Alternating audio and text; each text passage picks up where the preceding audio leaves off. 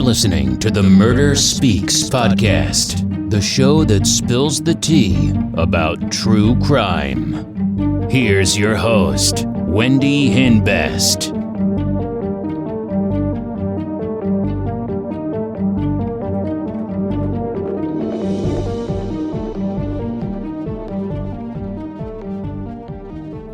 Hey, welcome back.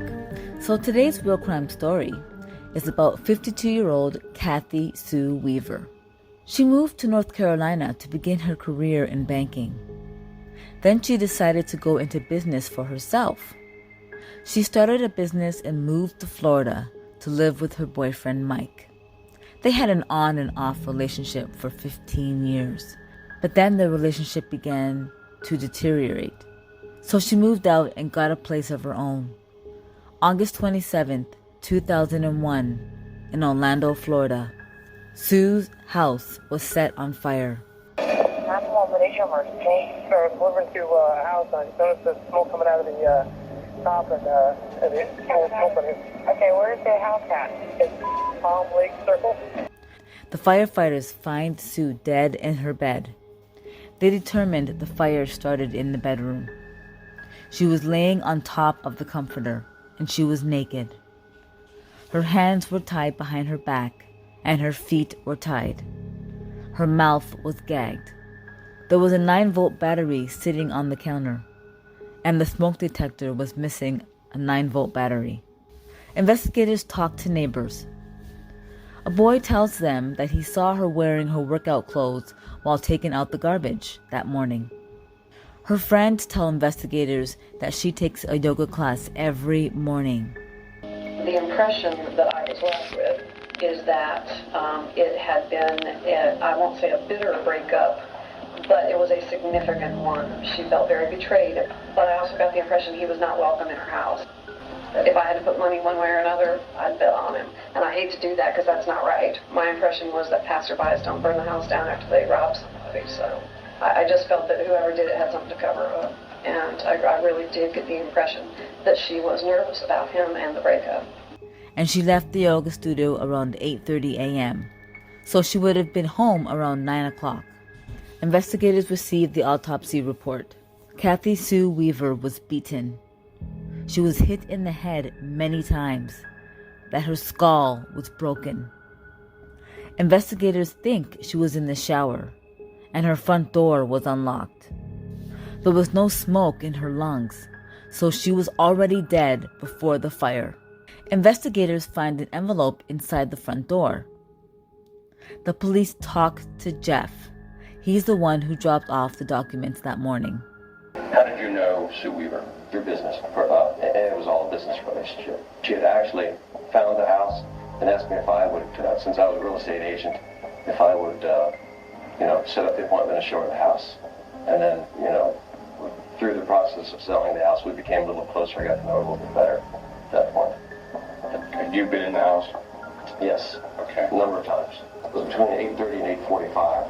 And I walked up and I didn't see, I said, well, you know what? She works by herself. I didn't want to wake her up unnecessarily because it wasn't important. So I leaned it up against the door, the front door. You didn't smell any smoke at that time? No, I didn't. I didn't think anything. You didn't ring the bell to see if maybe she was there or whatever? Did not ring the bell. He was the realtor of the residence she purchased.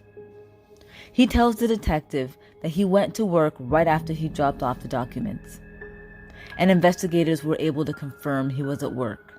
Investigators learned that Sue recently broke up with her boyfriend Mike, so the police talked to him. You had a long-term relationship with Sue, is that right? That's correct.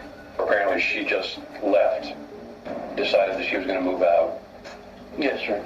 When she left, was there animosity between the two of you? I had some telephone conversations with another female, and she was upset about that.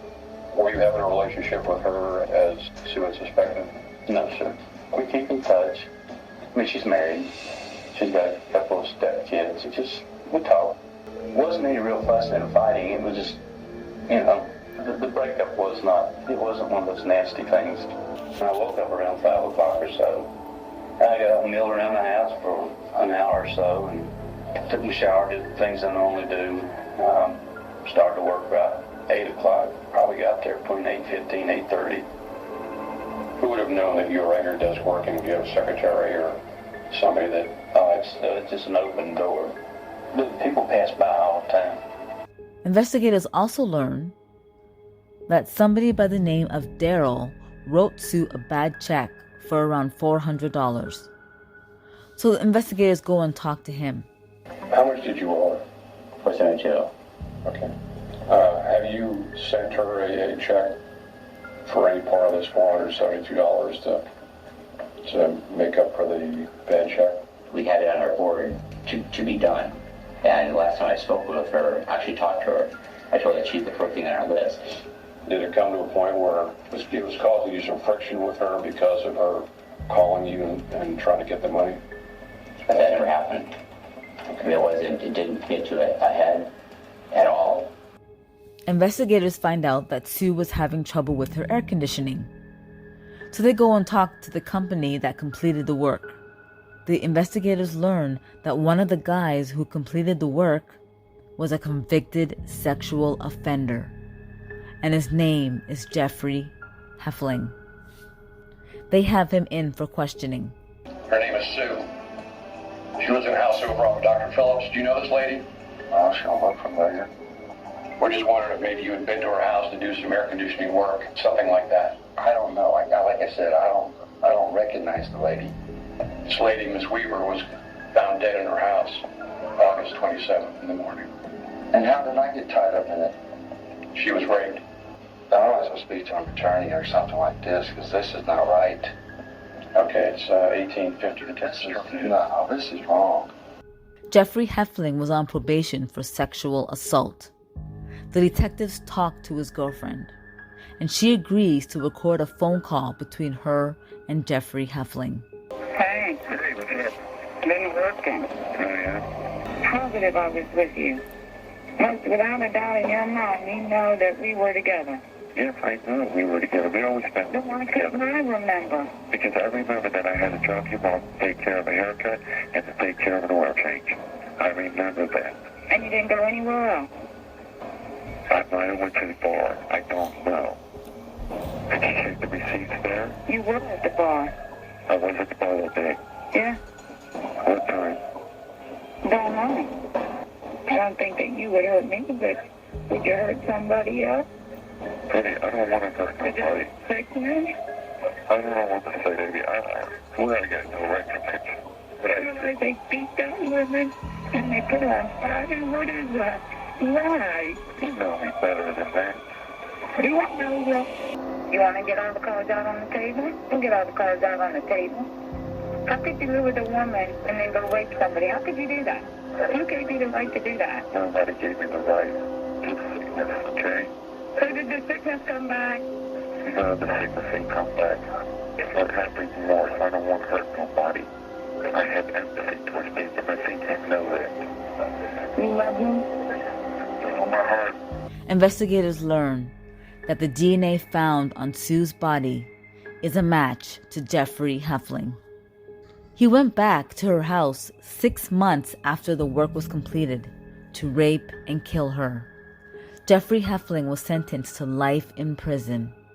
Sue Weaver's family started a non-profit organization called the Sue Weaver Cause, and it was started to protect people in their homes when they're getting work done by a service professional. It requires a background check on any worker that comes in your home. That kind of stuff always freaked me out.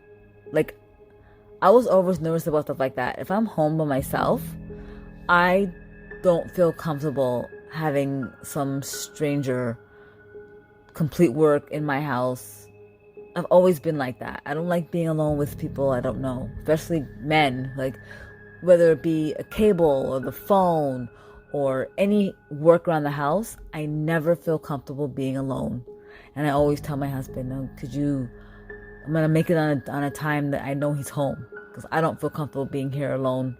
And I remember when my kids were little, like I still have little kids, but when they were younger, and they weren't in school, they were home with me. So I didn't feel comfortable letting some stranger in the house when I'm home with my little kids. Like, no way. So, I mean, this is awful that this happened to her. She hired a worker from a company she trusted, and there was no background check done on this individual. And so she had a sex offender in her home, a convicted sex offender in her home. Like, that's BS. And I feel really bad for the family. And this organization, I think, was a great idea, and it's for a great cause. And Jeffrey Heflin is exactly where he needs to be. Beware of people you let in your home. Okay, people. Thank you so much for joining me on this week's episode of Murder Speaks. If you like it, please share it. Sharing is caring. And if you are a true crime addict like me, check out my store, crystalkiss.com. That's Crystal with a K, for some murder merch. I sell t-shirts, hoodies, leggings, tank tops, and masks.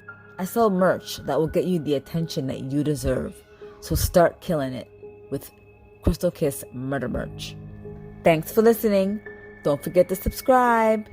Thanks. Bye.